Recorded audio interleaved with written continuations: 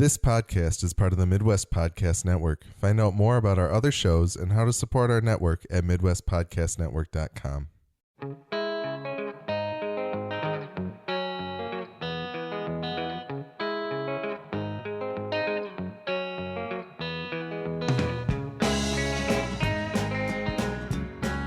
Welcome to Gone to Texas, the podcast about AMC's Preacher. My name is Alex, and I have not read any of Ennis and Dillon's Preacher. And my name is Nick, and I have read all of it, The Preacher. Today we will be discussing Season 2, Episode 6 of the AMC series titled Sokosha. While we will not be spoiling any of the comic and by extension any future plot lines of the show, we will be discussing the details of the series through Season 2, Episode 6, so pause this and go catch up before you listen to the rest of the episode. You can find more episodes of our podcast at g2tpodcast.com. We're also G2T Podcast on Twitter.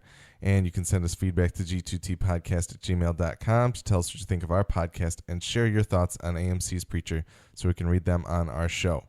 Send us corrections, observations, or anything regarding Preacher or our podcast. We are running a little bit behind this week, so we're not going to go over the listener feedback, but I will say thank you to Mike once again for sending in your thoughts. I will condense them down, and we can bring them up next week when we've got a little bit more time to record. I also want to say I was on a podcast this week called Creative Common Ground with a man named Jameson Shepard talking about creatively whether or not we should share our goals with people and whether or not that makes us less likely to accomplish those things. So go give that a listen. It's on iTunes. Search for Creative Common Ground, and it's episode 7. You'll see my name and the title there, and I think it was pretty good, and I think you guys should listen to Jameson's show because it's a pretty good show about creativity and making yourself more creative. I follow Jameson on Twitter, and he throws out a lot of interesting little, one-sentence blurbs that I stop and I read, and I go, Yeah, and so he's kind of developed it into a little bit of a podcast, and it's pretty interesting. It's like a 20-minute podcast where he goes over something about creativity each week. So that's a great length. Yeah, absolutely. I really love all the podcasts I do listen to, but they're all too long. So long. Yeah, they're not even too long. They're just long. Yeah. And it's nice to find those ones that have brevity. Yeah, exactly. Conciseness. So speaking of conciseness or the lack thereof, we should probably get going. This is episode 6 of season 2 titled Sokosha. Sokosha is a Japanese word that means armored car. So that makes sense. There's an armored car in this episode, so it's a Sokosha. Spoilers for armored car. Yes. There is an armored car. Opening of the episode, the teaser, we have a Japanese company offering large amounts of money for extracting something out of humans that is in the form of a white powder, seemingly via their veins. And the white powder seems to be consumable to cure some kinds of illnesses or general malaise of some kind. There's a lot of fast and loose in this teaser. What did you think about it? As far as did you recognize what was going on? No. Okay, me neither.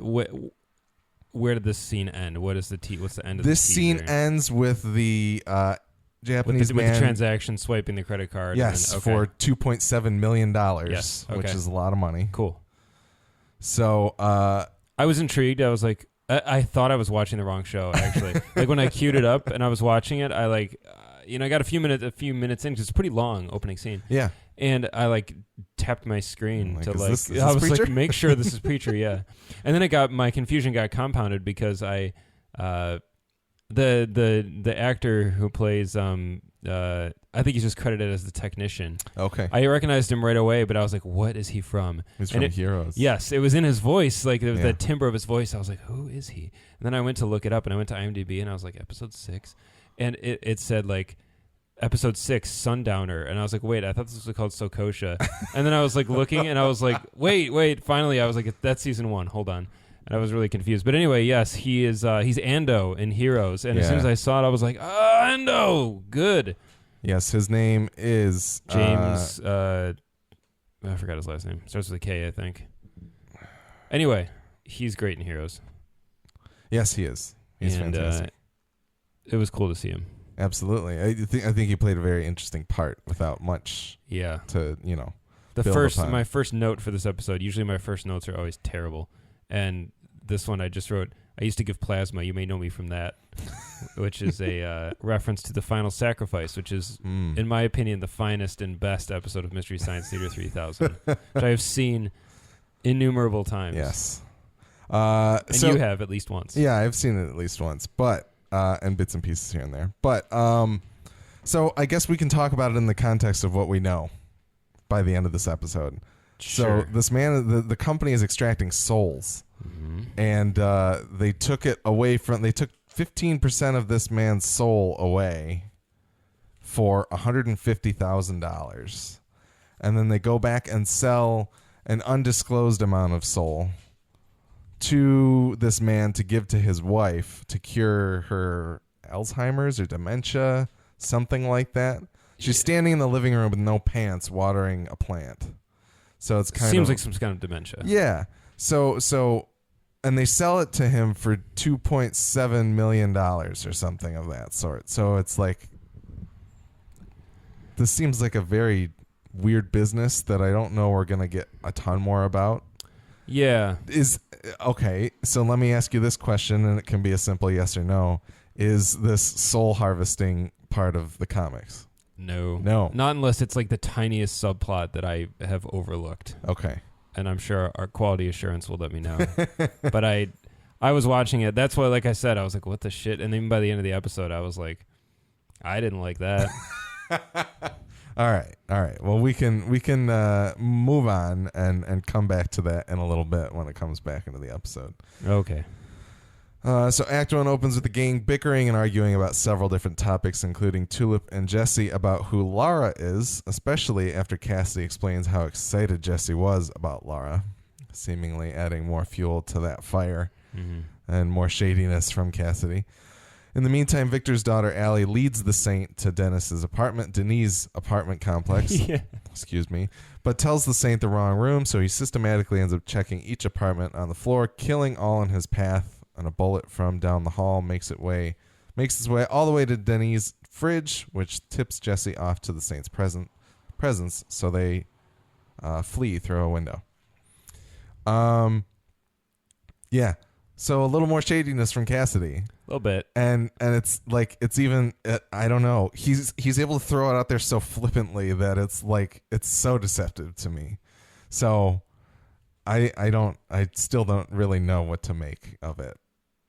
Like, it's like he's putting a lot of stock into breaking them up, but also not like doing it particularly well, but extremely stealthily. Yeah. Like, I don't really know how to explain it, and I don't know that there's much worth in explaining it that much more, but yeah, there's something weird afoot. There's shenanigans occurring. Yeah, the Saint. The other thing that I wanted to note, there's a part where the Saint chops off a head with his sword and it rolls out into the hallway. I thought those visual effects looked pretty poor. Yeah, this episode's chock full of crap CGI. Yeah, and I was like, this is unusual for this show. Yeah, usually they either shoot around it so that not much is required. Here, okay, I'll just say this because I do have this note. The Saint in this particular iteration of the Saint is a little bit much of like just a totally wanton killer. Like, he just kills anything. Very blunt object. Yeah, and not even, but just like an out of control blunt object that's just indiscriminately killing whatever gets in his way. And I don't really like that so much because I think it makes him a little less threatening in a way. And maybe I just haven't thought this train of thought through all the way because, full disclosure, I just watched this episode today. So I was really super busy the last couple days. But I just, you get a little desensitized to it. You're like, oh, the Saint, here comes the Saint. He's going to kill this guy. Like, oh, this guy's dead. This guy's toast. And so in this episode, it was a little bit relieving to see him actually like let someone go once he was reasoned with in a way. Yeah. But I think it's a fine line between humanizing him and keeping him the like slow threat, like a Terminator or like, Jaws type of thing. Although obviously the shark in Jaws will just eat anyone, but it's just not, there are people in Jaws that get away from it. Yeah. Like, it's not always catching everyone with absolute, success. I mean, I think we can rationalize and be okay with his killing anybody that legitimately has had interactions with Jesse. in terms of like Victor. Sure. And even Victor's people obviously are trying to protect Victor. So him killing all of them, it's like, I get that he needs to do this to try and track Jesse down. Well, if someone's an aggressor towards him, I guess I see it. And there was a little bit of that with the first apartment he barged into, because he'll do that in the book. Like if somebody takes a shot, he's not going to be like, okay, I won't. Like he enjoys killing people, but I guess the mission is usually the first objective. So like there are scenes in the book where like he's after Jesse and somebody gets in the way and he's like literally is like a force of opposition, and then he's like, okay, I will kill this to get closer. Yeah. But like when he's just marching through apartment to apartment to apartment, just like killing everyone inside, I was kind of like, this is boring. Yeah. Like I like him better. Like he's almost more menacing if like he just like stares people down and like let the actor and the atmosphere convey the threat of this guy. Yeah. Rather than just like shitty blood CGI and like him walking around with a sword. It's all bloody. I was like, I see that all the time in movies and shows. I see this kind of thing. And like the power of that character in the book. And I mean, that's a book. It's not even in motion. But some of those panels, you look at his face and you're just like, oh my God, I would not step to that guy because it's so well done. Yeah. And in this show, like Graham McTavish is an intense dude. Just show him like walking in and have like these hardcore like drug dealing types like look at him and then point their guns and have him just look at them and then they lower them. Like that's so much cooler. Yeah. That's so much better than just like, oh, blood spatter in a dummy of Steve Austin's head rolls into the hallway. It's stupid. It's just like it, and it's not like this show to be just kind of like, oh, this will be cool. Yeah. I didn't need that. I think there's better ways to express the menace of this character. I can totally agree with that. It wasn't something that had struck me in the time, but you putting those pieces together in front of me is like, yeah, I guess that makes a lot of sense. He's like he's not the kind of guy to like waste bullets, I suppose. Even though he does kill people by the truckload in the book, it just feels a little bit more of a decision than just like a reflex. Yeah. And in this, it feels like he's just like, kill everybody in this hallway if that's what I got to do. Yeah. But like, you don't need to do that. Just look around. Kill these people in these apartments that I'm barging in on that don't have the person that I'm looking for. So it's, the other thing I wanted to note, I don't know. I mean, this is the most we really get to look at the Saints so far this episode, and I feel like for some reason they like wanted Clancy Brown but couldn't get him. So they made it Graham McTavish and gave him a beard. Like it doesn't even necessarily it doesn't look like Graham McTavish to me. It looks like Clancy Brown. That's funny. Which is it's weird, and I don't really know. He looked different in this episode. They gave him like some under eye. Yeah. And like his face looks different than it has in past episodes. Like in earlier episodes, we've seen his face. Yeah. And it just kind of looks like Graham McTavish. In this one, there was something kind of funny going on. Yeah. So I did wonder. I was like, he does look a little different. Maybe Graham was busy that day, and they got Clancy to come step in. And the Kurgan. You know what? Clancy Brown would have actually been pretty awesome. I never would have thought of that. I think Graham McTavish is great. Yeah. That caught me by surprise. I was like, that's weird casting. Yeah. But he's good. Yeah. He's got the voice down. I think he's doing a fine job. Yeah. It just really struck me that he looks like the spitting image of what my brain thinks of Clancy Brown looking like. Clancy Brown would have been really cool, but I think had they announced Clancy Brown is going to be the Santa Killers, I might have been a little bit like, well, that's a little bit more predictable. Yeah, he's got that signature voice. Yep, absolutely. So Graham McTavish is a cool choice. Yeah, no, I'm not faulting him at all. There was some more Denis French that didn't necessarily seem particularly important. He does say, "I'm not a child. I don't need you to do my laces." When Cassidy goes to I did read laces. that after the fact. And then when Tulip is spelling out names on the pancakes, she puts everybody's names. She put Jess on Jesse's. She put Cassidy on Cassidy's, but it's Casadee, not Cassidy. Yeah, Cassidy as we would normally spell it. It's funny. So I thought that was pretty good. I really liked this is the only note I have from their conversation. Sometimes the overlapping arguments between them don't work as fluidly as others. Yeah. And this one felt a little disjointed. I know it's kind of supposed to, but it didn't feel that natural to me. But I love their constant use of Cassidy as like the we'll poke fun at this machine. Yeah. Like they just use him to like make fun of stuff like Big Lebowski and that. And I loved his zoom in on the serial number. Yeah, his CSI that zoom was in. hysterical. And they just kept driving it home over and over and over and over, and Yep. I didn't get sick of it. I was like, this is really funny. They could literally be copy pasting the same audio and just laying it over, and that made me laugh harder. Like, it was just really, really funny. Tulip even says to him, like, what shows are you talking about? Like space or like and then he's like, well, obviously we're not going to do that. We'll just take it on down to the Circuit Works and have the dork docs take a look at it, which is like, they're weird. It's either like he doesn't care that it's called Best Buy, or obviously they couldn't say Best Buy in the show, which I thought was pretty funny. That could just be what he calls it, and it. Exactly. Yeah. Totally. So that was pretty good. Yeah, it was great. Anything else in Act 1? No. All right. Act 2, the gang find out that Fior died at the hands of the Saint, so they instead go to the library to do some research on the Saint.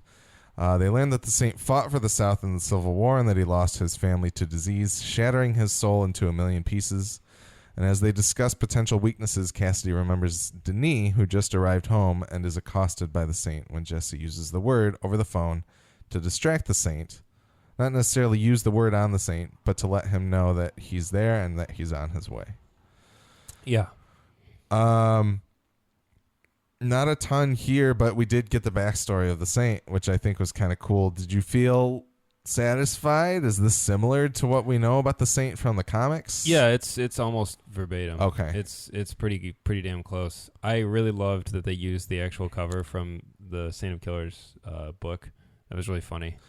Cassidy had some comic book pages too. Do you know if they were actual? I think those were not. Okay. Because the dialogue was a little different. Yeah. But I could be mistaken. But the all I know is the cover straight up. I was like, that's it. And that's pretty awesome. Well, all of the depictions of him that are in there looked like they could either be like, art from Dylan, or even just like conceptual art, or like. Yeah, I forgot the name of the artist who did all the covers. I actually feel bad that I can't remember. But Dylan did all the interiors. And they had a different artist for the covers. And it was always really fun to get a new issue and look at the cover, because they don't really look so much like Dylan's art, but they do. It's really interesting. Glenn Fabry is the cover artist. So like he made... They all look a little more human. They look a little more real than Dylan's art. Yeah. Dylan's art is very distinct. And it fits the world perfectly, but the covers were always kind of cool and eerie because they looked almost like real people. Like, he made Jesse look a lot like Johnny Depp in a lot of them, and they all look more like real people would. So it's kind of cool to look at them all. And he did, for the final 6 issues, I think, each cover was just like a portrait of like 6 of the main characters. It was like Jesse, Tulip, Cassidy, Hairstar, and I've forgotten the other 2. Anyway, doesn't matter. So this sequence, this is a... I want to break in real quick. Fabry and Dylan did comic book covers, or the comic book covers that they had previously made with the actors in place for AMC. Yes. And they're on AMC.com/preacher for people to take a look he did a really... Steve Dillon got to do a really cool one of like all of them at a bar. Yeah. That was really neat before he unfortunately passed away. Yeah. But so this sequence... This is a kind of a quicksand thing if you start to bring this into the real world. So I kind of like the way they did it. I kind of think it's interesting that the Saint of Killers would become this like tall tale who's like permeated the real world, and you can just go to the library and find all this information on him. But at the same time, it's a little confusing because they have a pretty accurate description of his hell experience in that book. And I was like, how does anyone know this? Yeah. Like, I was wondering how that bled into the text. And some of that left me a little unsatisfied because the way it's done in the comic is really funny. And it's really in line with kind of the overall vibe of Preacher. And it's basically the panel that I sent you a long time ago of the glorious angel showing up and then Jesse telling him to cut the shit, and then you see it's like what just normal, like what Fior or whoever it was really looks like. And Jesse pretty much just like uses the word and says like, tell me about the Saint of Killers. And then they just spill their guts and they just tell him everything. But it's done in a way that works. Yeah. And like exposition is usually like sloppy, but if Jesse literally commands somebody to tell him, they're going to tell him. And so you have this nice tool built into the show where you can have a scene like that happen.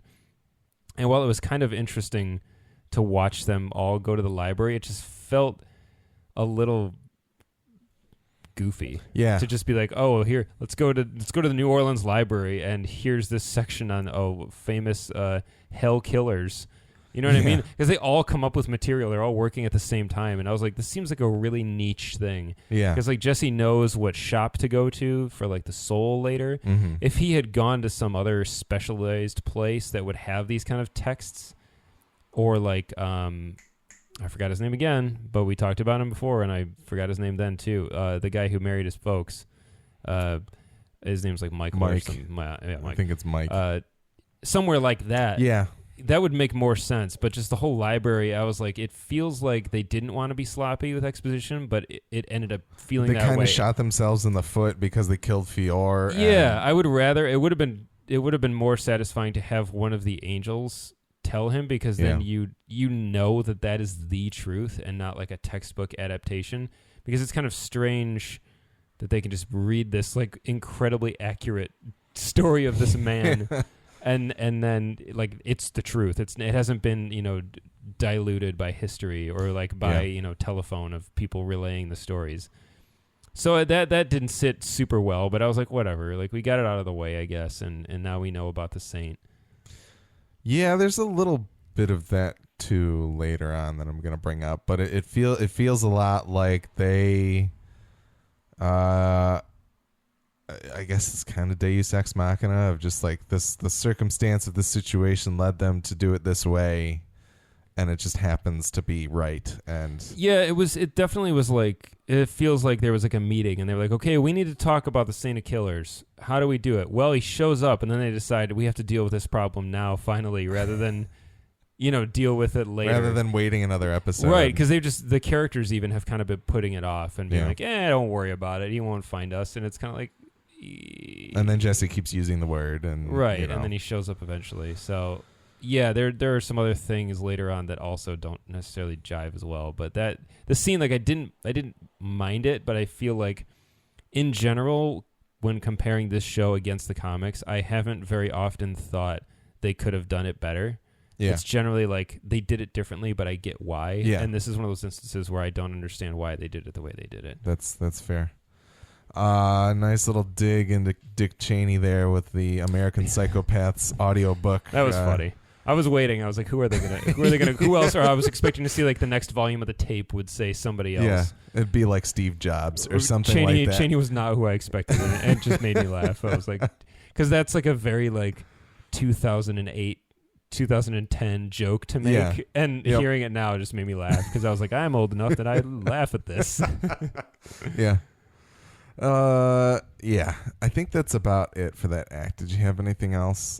I was under the impression that the Mumbai Sky Tower was on the way to New Orleans, not in New Orleans, but I don't. Yeah, I was too. Because I'm pretty certain there was some driving after the Fior episode to get to New Orleans, but and that's another. It all seemed pretty trivial anyway. That's another bit of there's a little just inconsistency with time even in this episode. It felt like they drove they ran on foot.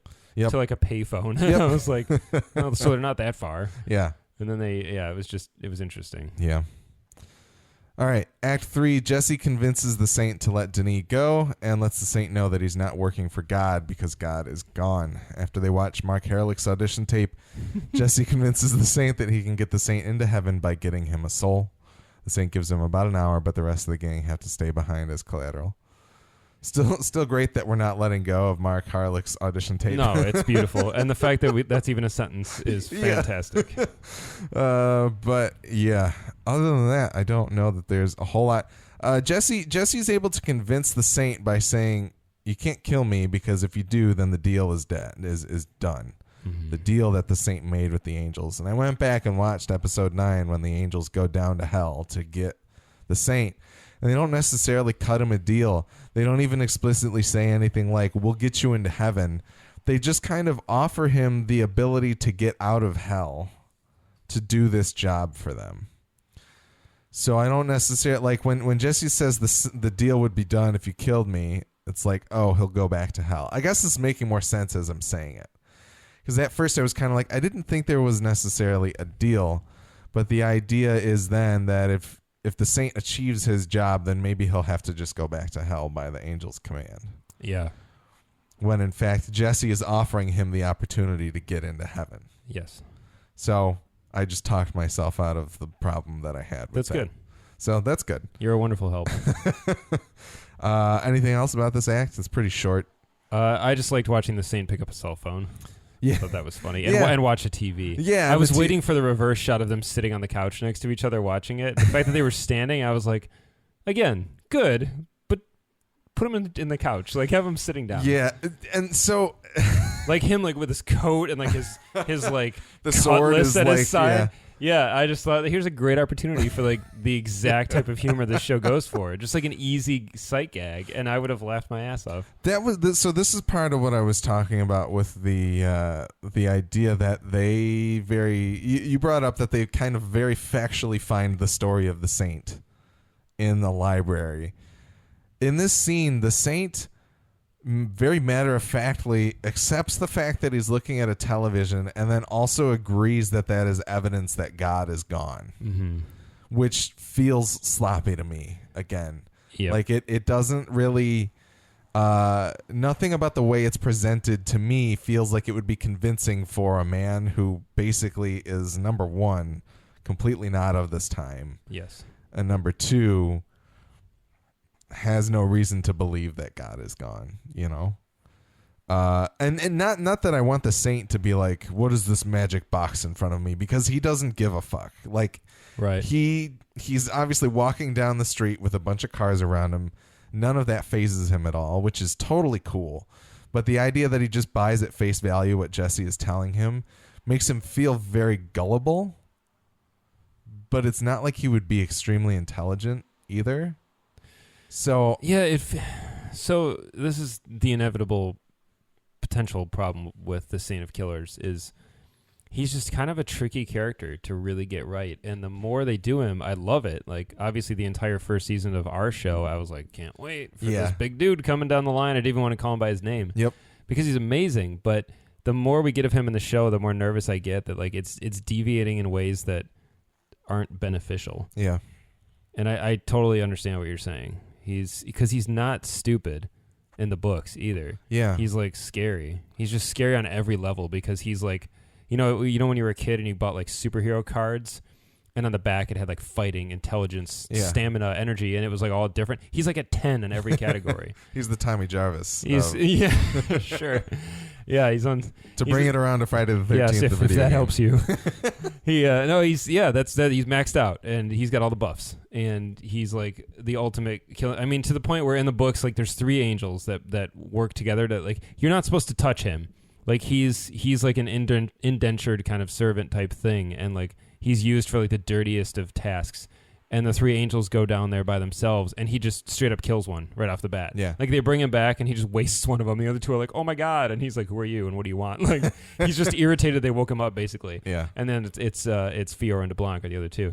And I always liked that direct interaction with the angels. I loved the scene in Season 1 when Fiora and DeBlanc get to talk to him. I was like, this is funny, because I love watching them interact with him. But you can tell he's, like you said, he doesn't care, but he's also kind of with it. Like, he gets technology and stuff, I suppose, but it just doesn't really matter. It doesn't phase him. And in the show, it's not like we're given any context that he's been pulled out of hell before. Right, exactly. Like that. I don't think he has been. I think he's literally been down there. Yeah. And so like the idea that they would play him as very accepting of what Jesse is just very plainly telling him, not that Jesse's necessarily lying by any stretch of the imagination, because he's not. Right. But Jesse or the Saint appears dumb, and it's not because of the fact that he's technologically not with it. Well, the other thing that hasn't been established in the show really, because in the books when he and Jesse finally have their little powwow, he pretty much like lays it on the line like this. The Saint hates God. Like, he has a vendetta against God, and so he knows God and he doesn't trust God, and I think he's very like wary of any of these heavenly or like underworld powers. Like he knows he can't trust either of them because ultimately they're looking out for themselves. Yeah. So when Jesse, like, he and Jesse are in the books, they're kind of almost cut from the same cloth. Like they've both been wronged, and they find some kinship in it. Yeah, and it's kind of, again, it kind of goes back to that like kind of John Wayne thing where they're two men of action, and they kind of size each other up, and they kind of see something. They don't like each other. Yeah. But they have some common ground that they're like, we understand each other. Mike brought this up almost verbatim in one of his emails. Okay. Essentially that, like, they find a mutual respect for each other despite their differences. Exactly. And then at times in the book, and this isn't really much of a spoiler, but sometimes they put aside their differences, and they kind of they both want to find God in the end. Like, that's kind of the goal, because I think the saint wants to basically confront him about, like, why did you do this horrible thing to my family? And Jesse is like, everything we already know Jesse's after. Yep. So it's not quite as like I need to see evidence. It's more about the power of like Jesse's just ability to explain the situation and like look a man in the eye, and you'll get a vibe for like his grit, so to speak. Well, and if we knew that the saint in the show had familiarity with God and his people beforehand, I would be more willing to think that he could buy it with this evidence. With the tape. Yeah. So. No, for sure. Yeah, because we don't have to talk about it anymore. But I agree. I mean, when he says prove it, I was like, well, how's he going to do that? Yeah. It's like it was the same thing with the soul. Like, get me a soul in an hour. And I was like, how's he going to do that? Yeah. But like, yeah, prove it was strange. Yeah. That's why I still kind of wish there was an angel character floating around in New Orleans who was like a bartender. To mediate. Yeah, somebody that they keep coming back to like squeeze for information. And he's, you know what I mean? Yeah. Played by somebody who was like, plays like squirrely guys, like Ewan Bremner or somebody like that. Like, it would have been good. Scoot McNairy. Yeah. Good old Scoot. All right.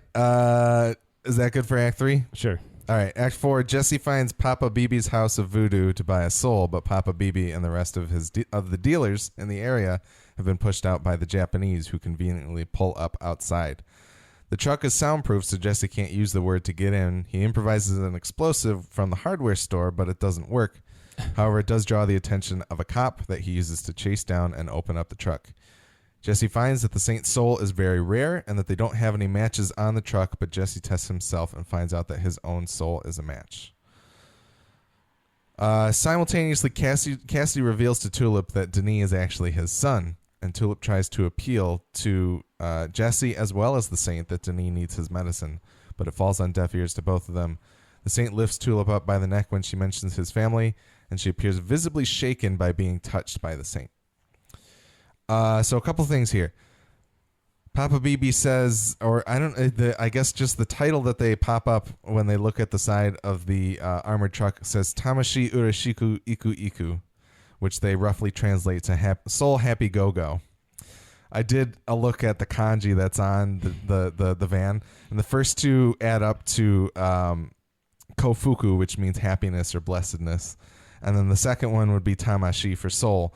The fourth and fifth are repeated, but they don't mean go, so that bothers me. Yeah. They actually phonetically come out to sounding, they're pronounced go, but they're not, they don't mean go, they don't mean iku iku actually, like, so that it was weird to me. But a little bit of Japanese. They don't know who they're messing with. Yeah, exactly. Japanese scholar here. It's not. It wouldn't be that hard, you know. It wouldn't be that hard. Maybe that's part of the that joke. Choice. Maybe. I don't actually think so. I think that it was probably just like, yeah, who cares? Yeah, like yeah. It's close enough and it makes me laugh. It looks Japanese. Yeah, okay, exactly. Fine. Which is like it's like when people get a Japanese tattoo. Absolutely, and that's why I was kind of thinking maybe that's the joke. Like, yeah, language like that is interesting because at the end of the day, like we look at letters and we think like those are words, but they're symbols that have phonetic sounds. Yeah. So it is interesting. Yeah. But so that part made me chuckle. I was like, yeah, all right. No, yeah. I mean, I think it's a great name because I'm a dummy for who their speaks company. American. Yeah. I think it worked out fine, but it's just a little bit of. My biggest takeaway there. from this whole first chunk of this was the fact that he could say I'm Jesse Longell, Yes. and it carries some serious weight. Yep. And I was like, that's pretty awesome. Yeah, so I mean that kind of led me to wonder. I got the inkling as I watched this episode. I was like, I feel like this soul stuff isn't in the book. Like I just had that feeling. Right. So when he tied it into his family name, his mother's name, I was kind of like, well, maybe, I don't know. So obviously we'll come back to that later a little bit, but the fact that he used that name and it had cachet with like the voodoo shop owners in the area was very interesting. But yeah, other than that, I liked the list of names that they brought up. I think he called Normianas was one, and then the second one he asked about was Scratchy's. Mm-hmm. It's like Scratchy's Voodoo Shop or something like that. I thought was funny.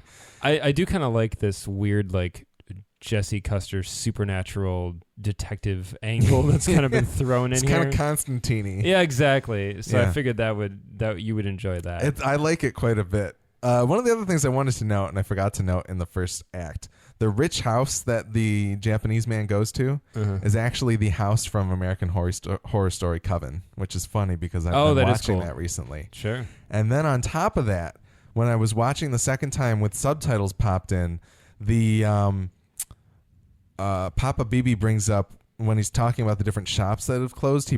There's the closed captions say Marie Laveau's. Oh, really? But he doesn't actually say it in the episode, like it was cut or something like that. But it remained in the captions. But it remained in the captions, which I thought was funny because that's a historical figure and played by Kathy Bates on American Horror Story Coven.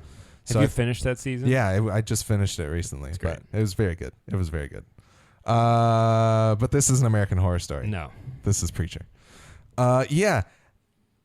I have to say, although it feels very fast and loose and nonsensical and is not connected to the book, all of the soul extraction stuff feels really cool to me. It ultimately feels very meaningless, but the idea that they have these companies that, like, Papa Bibi gets pissed at the Japanese guys who brought all the technology into the industry, right, and figured out how to fractionate the souls and stuff like that.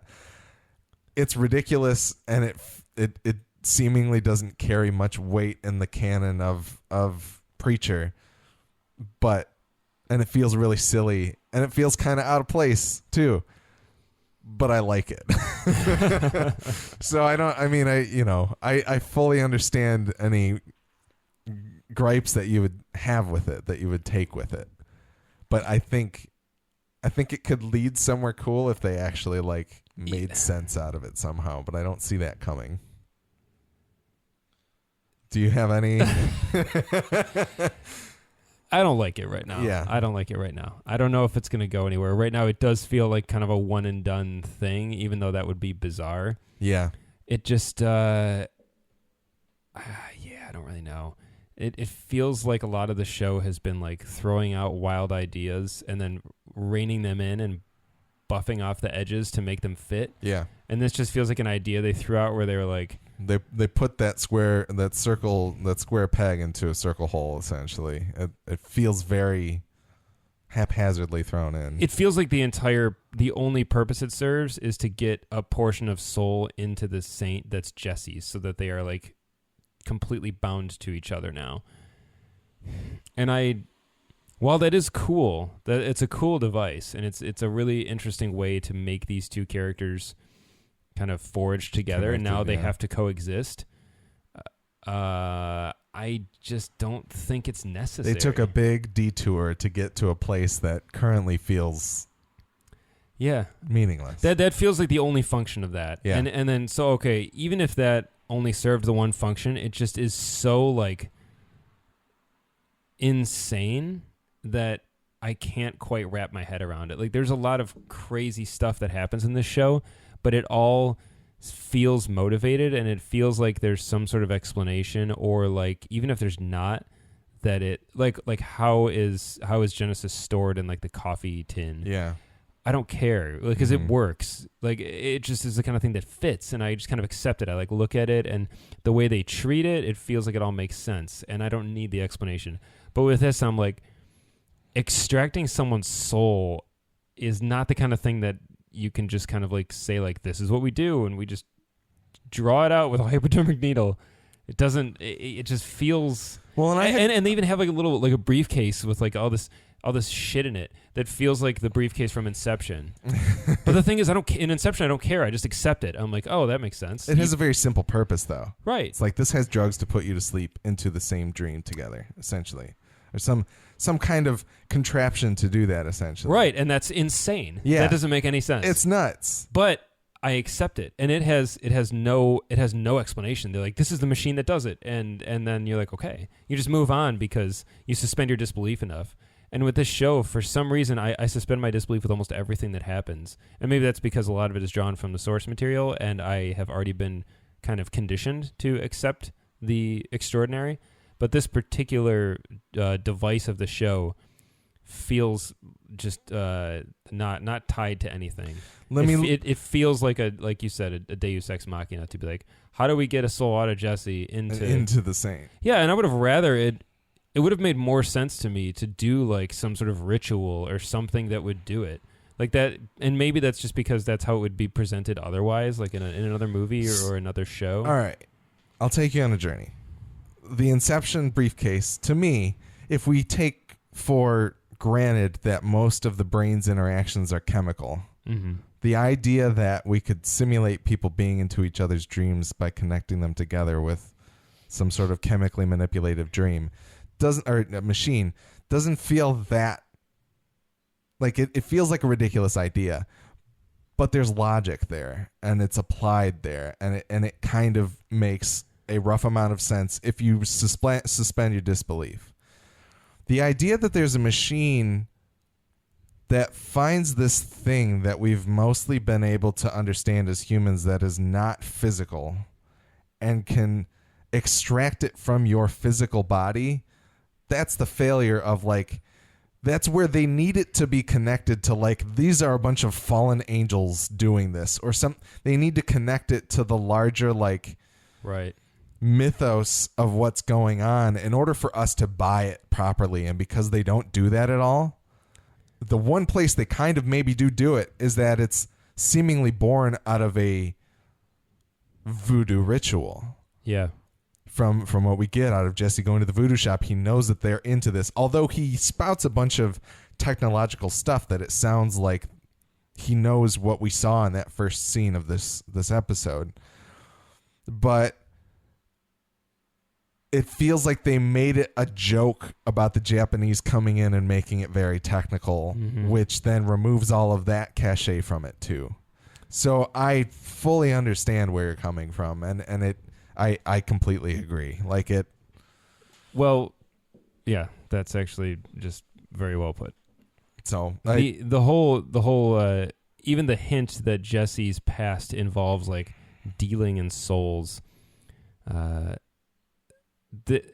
It's just Jesse's just an ordinary guy in the book. Like he's just with an extraordinary gift in Genesis. Yeah, and that's part of what makes it work so well. He's like a simple dude, and if we're getting into this idea that he spent his life surrounded by these like supernatural ideas and like these crazy spiritual,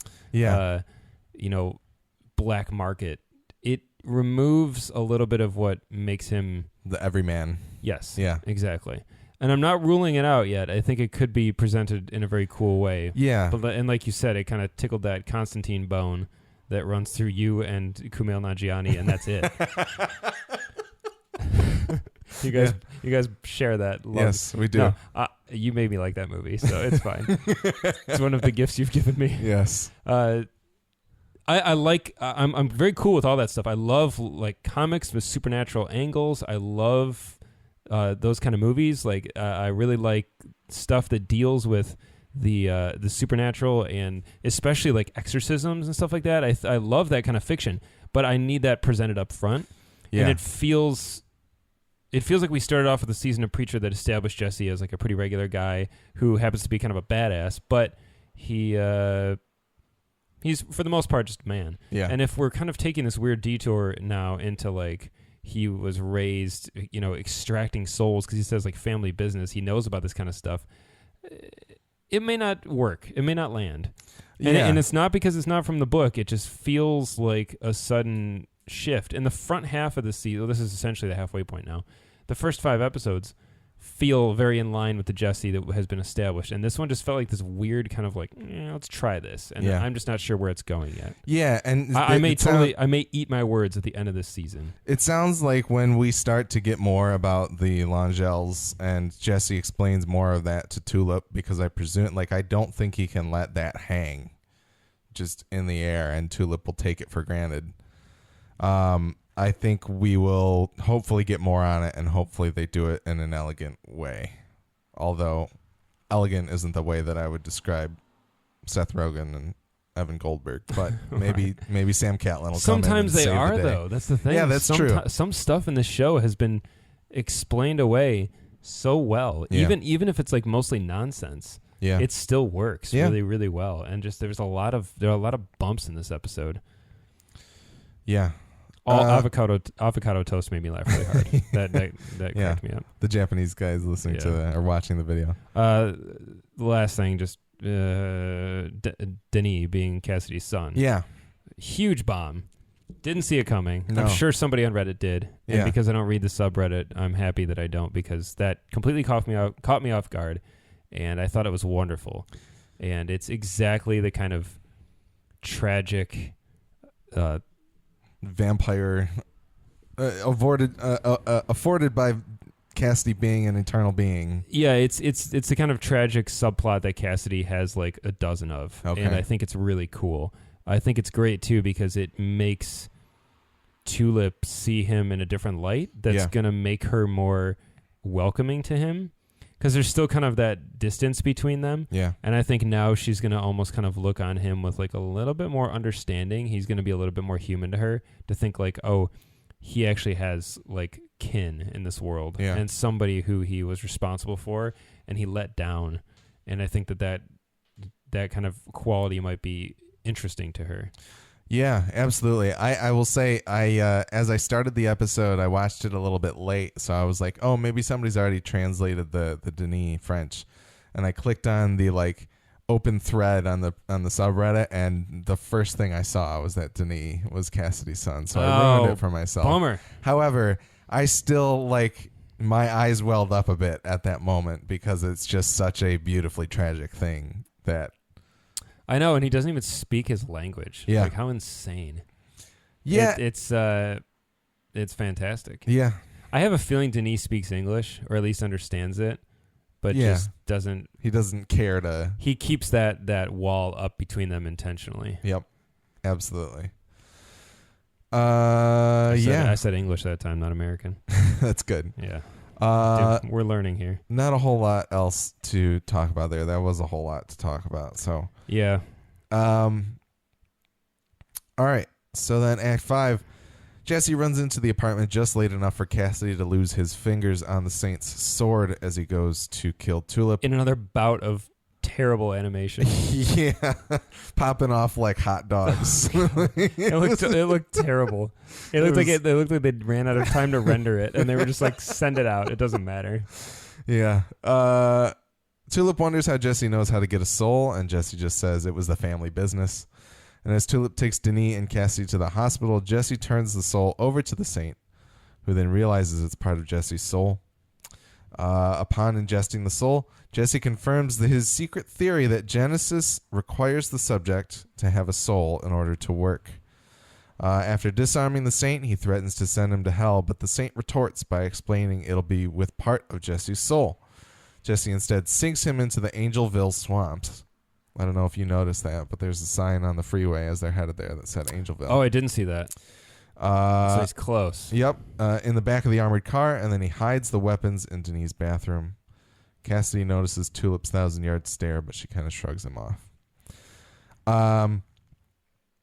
Yeah. So, as I was saying, I don't think Tulip's just going to let it go that was part of the family business. I think we're going to have to come to a head there. They can't just let that sit. Yeah, she's suspicious. But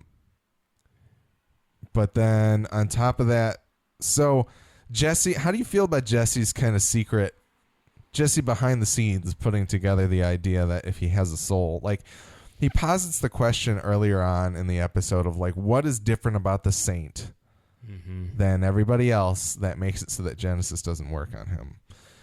And then we learn that the saint doesn't have a soul, but if you're not smart like me, like if you are unintelligent like me, then you don't realize that that's what they're setting up.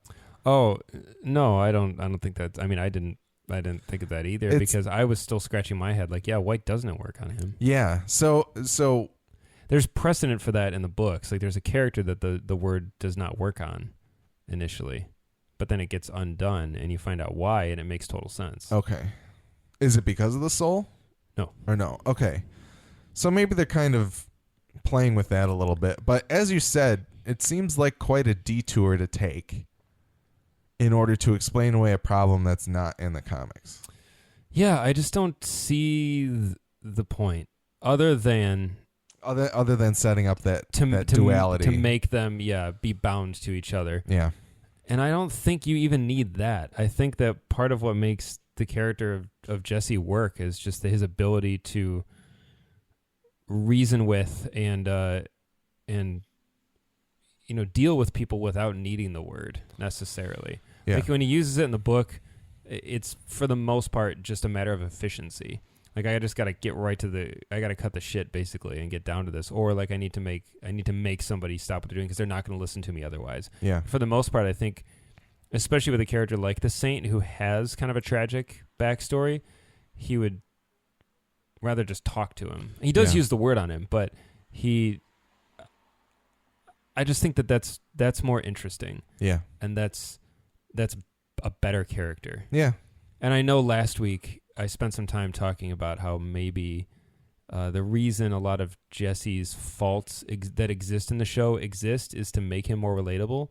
And I still stand by that, but I think they don't always need to like take him in these weird directions. Like initially he's kind of pumped when he like gets the Saint under his control. Yeah. Almost like he's a kid who has like a feral animal under his control and he's like, cool, what am I going to do with this thing? You know what I mean?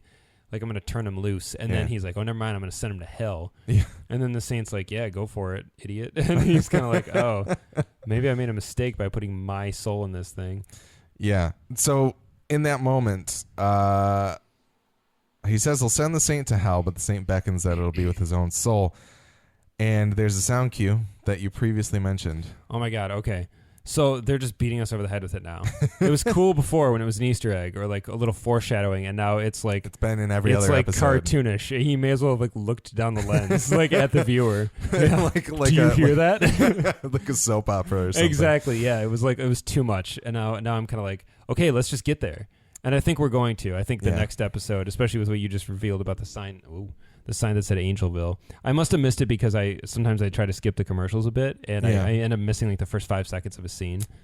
Yeah, and here's the thing: is that Jesse goes there, drops off the armored truck, and then comes back to Denise. So it's not necessarily like it doesn't end there. We are progressing to there, but it's within the vicinity. Like it's within driving distance. Yeah.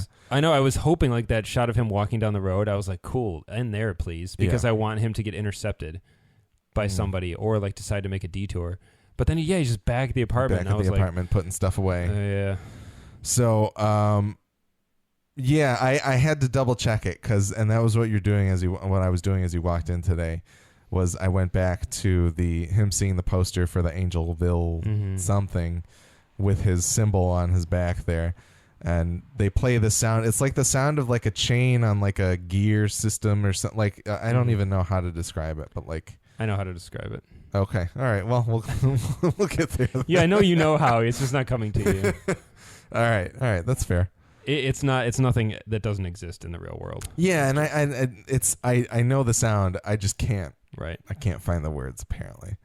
So, Cassidy replaces Denise's old TV with a new one and a PlayStation, which seemed kind of I hope that's not the button on the Cassidy Denise relationship. You know, it might be based on kind of how Cass and like his stories work.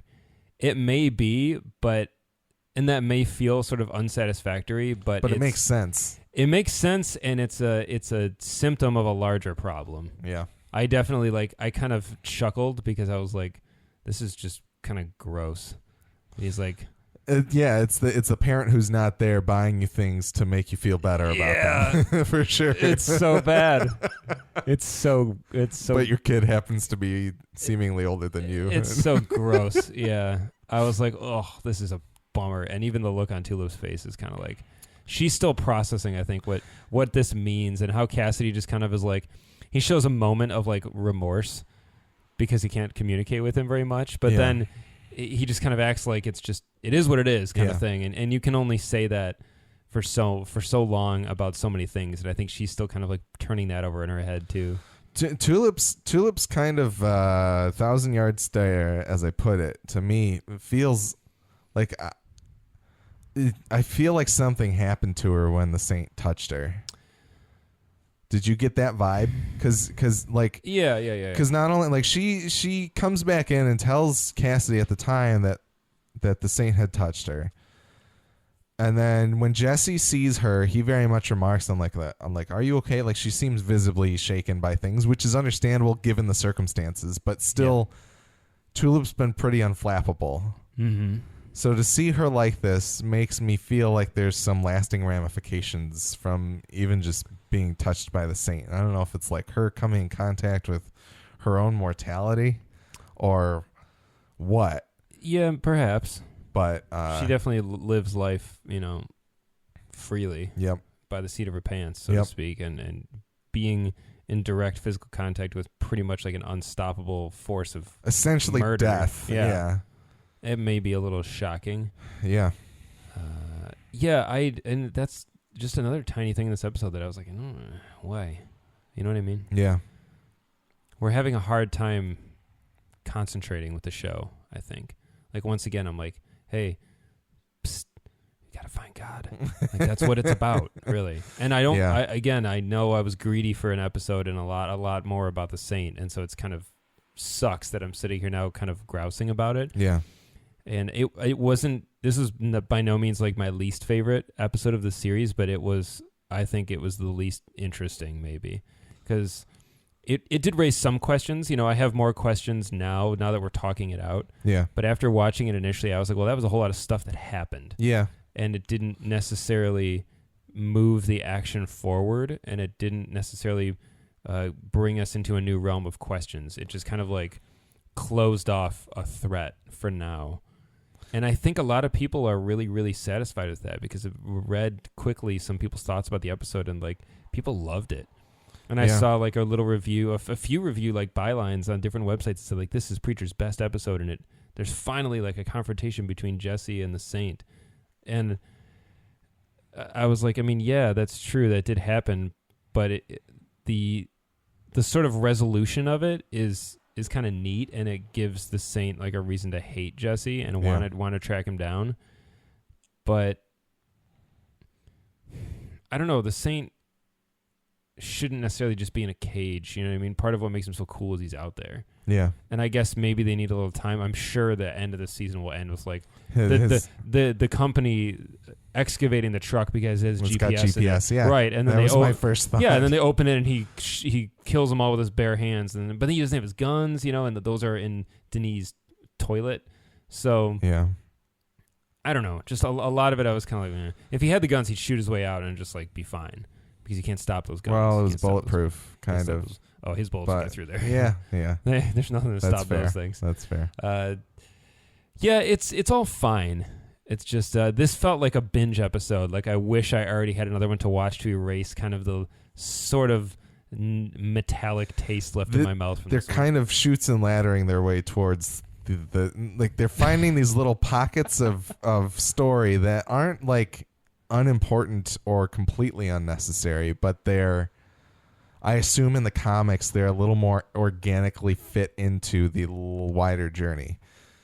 So yeah, and I guess this is a serialized story, so it can't always have immediate resolution, but I would just like to feel where I am in the journey. I feel like when you watch movies, like well-structured movies, you get your inciting incident and you kind of understand what your character's journey is going to be. And there may be a twist at some point that may take them in another direction, but you at least kind of feel where you are in the scope of things.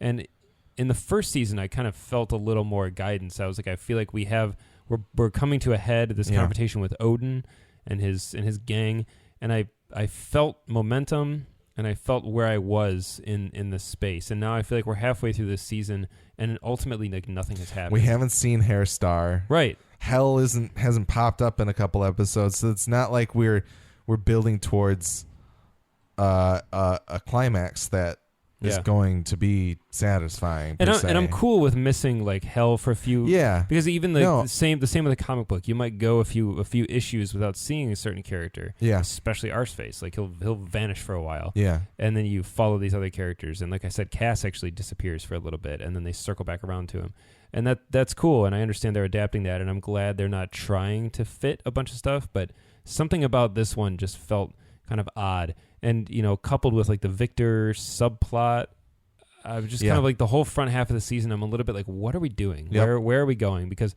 I loved the way it started. Loved it. I was like, they're on the road. They're looking for God. They're stopping in New Orleans for some clues, and the Saints following them. Kick-ass premise for a season. Like, get me going. Here we are. And we're still in New Orleans, and the subplot that's the most interesting of Denis and Cassidy was literally just like word puked out at the end of the scene in this episode, and I was like, whoa, that's awesome. Yeah. And now it's probably just going to move on from that. And while that's okay, because it's like kind of sad and it'll come back around, I'm sure, like that was really interesting. And the stuff with Lara, was it Lara or Laura? It was Lara. Just Laura.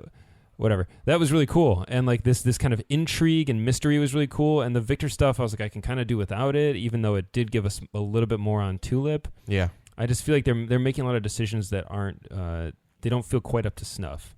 Maybe they could have spent a little more time working on it, or found another avenue of approach that would be more satisfying. Yeah. But it's still good. I'm obviously nitpicking. Yeah. Because it's still really good.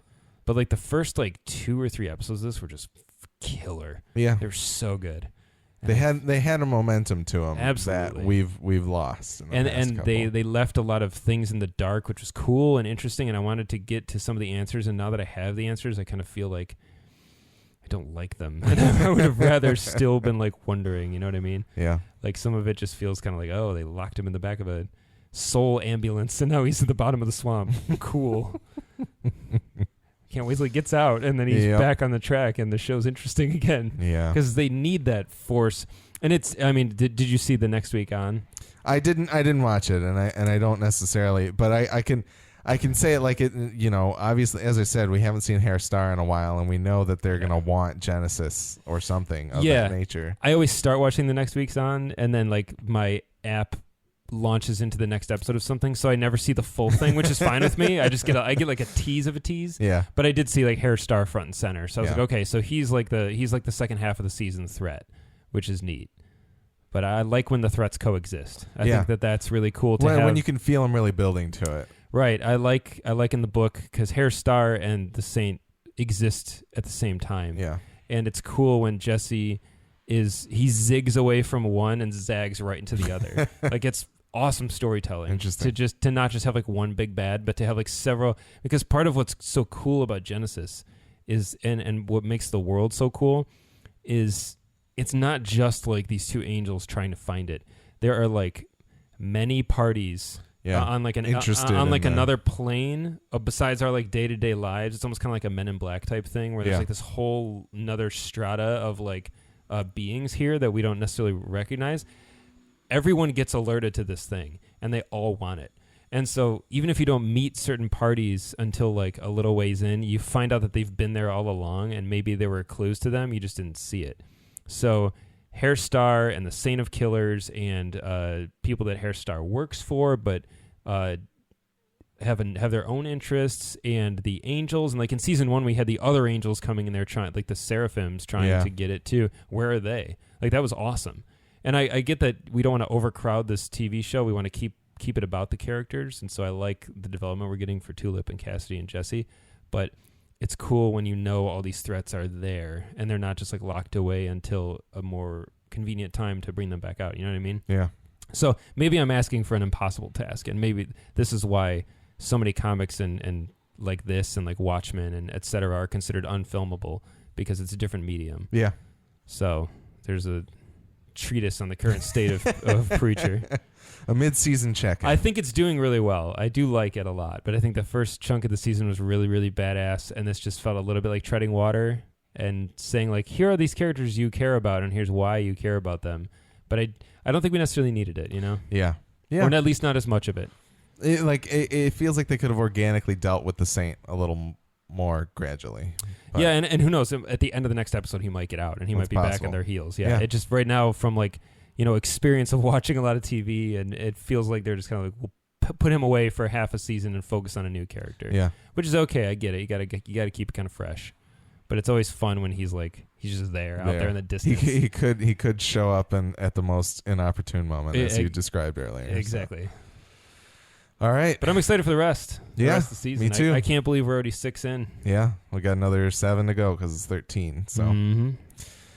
All right. Once again, you can find more episodes of our podcast on g2tpodcast.com. That's the letter G, number 2, letter T, podcast.com. We're also on iTunes, Stitcher Radio, and Google Play Music. We're G2T Podcast on Twitter, and you can email us at g2tpodcast@gmail.com. Let us know what you think about where the show's at right now, or some of the things that we brought up in this episode, who you think's on the right track and who isn't. If you do want to write about comic spoilers, that's fine, but put it in the subject so I can just give it to Nick. Yeah, Nick, please do. Don't ruin anything for Alex. Mike has been doing a great job of not ruining anything for me, so I thank him for that. And nobody else has done anything bad. But if you can keep in mind, and then if you are going to write us an email, declare your spoilers well. But yeah, tell us what you think of our podcast. Share your thoughts on the show. We can read them on our show. Send us corrections, observations, or anything regarding Preacher or our podcast. The Midwest Podcast Network has other shows about video games, horror movies, and HBO's Westworld. Find out more about these shows, as well as how to support the network at MidwestPodcastNetwork.com. Once again, I was on a show called Creative Common Ground. You can find that on Apple Podcasts. Please check it out. Let me know what you think. Tweet at Jameson. I think he'd love to hear from people. And our theme music is the song All In by The Red Thread, and it is being used under a non-commercial Creative Commons license. And that's all for this episode of Gone to Texas. We can't wait to see what next episode of Preacher brings us, but until then, go forth and speak the good word.